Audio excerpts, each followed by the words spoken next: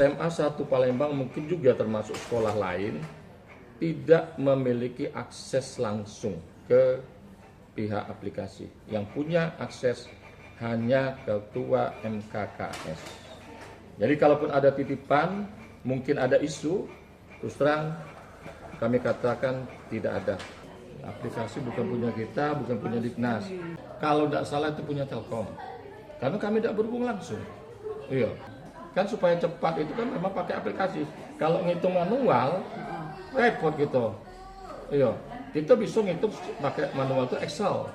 Juga kan cepat. Kalau itu kan bisa tayang langsung, bisa dilihat uang banyak. Itu aplikasi itu tujuannya untuk mempermudah sebetulnya. Semua siswa bisa mengakses di aplikasi.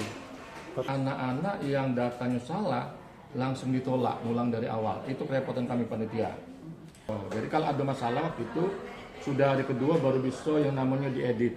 Itu komunikasinya kepala sekolah langsung ke ketua MKKS karena yang punya akses begitu untuk pengamanan kemungkinan. Jadi dulu gini ya, aplikasi itu ternyata menurut wakil kepala sekolah Pak Edwan ya sebagai wakil Pak Edwan bahwa aplikasi itu pihak ketiga, dengarkan untuk masyarakat yang anak yang masuk sekolah bahwa semuanya di aplikasi, masuk tidak masuk aplikasi itu yang menentukan anak Anda ya.